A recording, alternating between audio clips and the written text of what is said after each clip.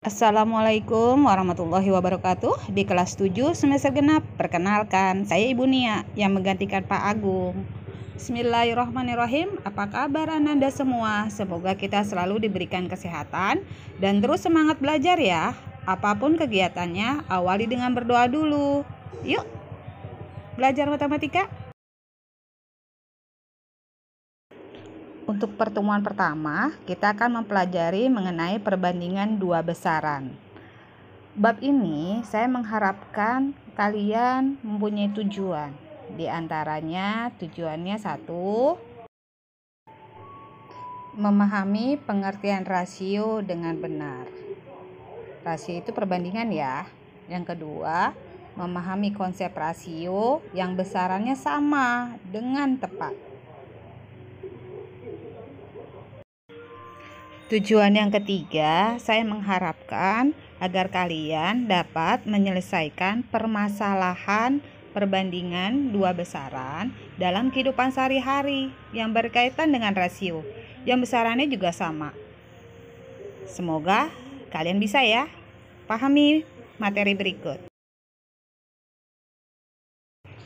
Anak-anakku di MTS Darul Marib kelas 7 yang hebat, sebelum kita membahas mengenai perbandingan dua besaran di semester genap ini, pahami dulu mengenai apa arti perbandingan. Perbandingan di sini biasa disebut juga dengan rasio.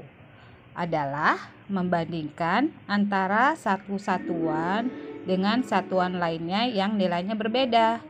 Perhatikan deh contoh gambar-gambar berikut. Aisyah mempunyai 2 pensil, sedangkan Miftah mempunyai 3 pensil. Maka perbandingan pensilnya Aisyah dan Miftah adalah 2:3. Paham ya?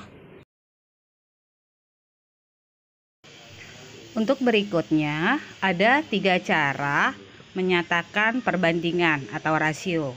Yang pertama, dapat berupa pecahan, contohnya 3/4.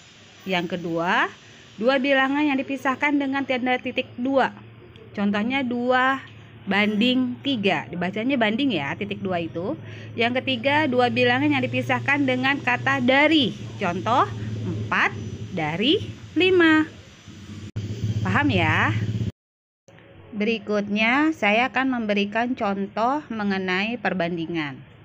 Tapi kalian harus memperhatikan untuk perbandingan suatu besaran, perhatikan dulu jenis satuan besarannya. Setelah besarannya sama, lalu cari solusi dalam membandingkannya. Contoh satuan yang besarannya sama, yaitu besaran panjang banding dengan besaran yang panjang. Besaran waktu juga dengan waktu. Harga juga dengan harga. Umur juga harus dengan umur. Jadi intinya satuannya harus sama ya. Oke, contoh soal dalam perbandingkan. Jika umur Dayat 15 tahun dan umur ayahnya 40 tahun, maka perbandingan umur Dayat dengan ayahnya adalah? Yuk jawab. Berikut jawaban perbandingan berdasarkan satuan umur. Umur Dayat dibanding umur ayah. Umur Dayat tadi 15 tahun, sedangkan umur Dayat 40 tahun. Kamu kecilkan lagi angkanya. Cara mengecilkan angka, umur Dayat dan umur ayah kalian bagi sama-sama bagi 5.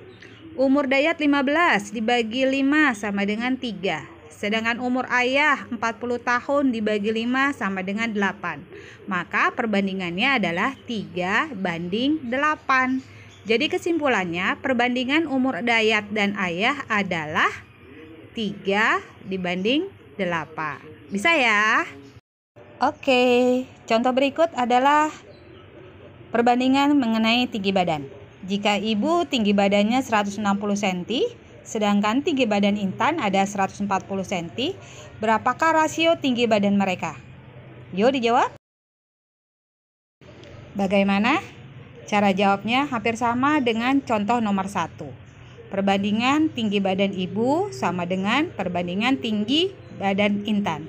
Jika ibu 160 cm dan tinggi badan Intan 140 cm. Kalian kecilkan dulu, sama-sama dibagi 20. Tinggi badan ibu 160 dibagi 20 sama dengan 8. Sedangkan tinggi badan Intan 140 dibagi 20 sama dengan 7. Maka kesimpulannya adalah perbandingan tinggi badan mereka 8 dibanding 7. Bisa ya? Bagaimanapun bentuk soalnya, saya mengharapkan kalian pasti bisa. Semangat! Lebih bagus lagi, kalian catat di buku tulismu, oke? Berikut ini, Ibu akan memberikan latihan soal agar kalian lebih memahaminya. Dikerjakan ya. Setiap hari, Jamjami bersedekah Rp15.000. Karena sering melihat Jamjami bersedekah, Rina, adiknya Jamjami, pun ikut bersedekah. Setiap harinya loh, dengan jumlah 10.000. Berapakah perbandingan sedekahnya Jamjami dengan sedekah adiknya? Kalian kerjakan di buku tulismu agar kalian bisa lebih memahaminya lagi.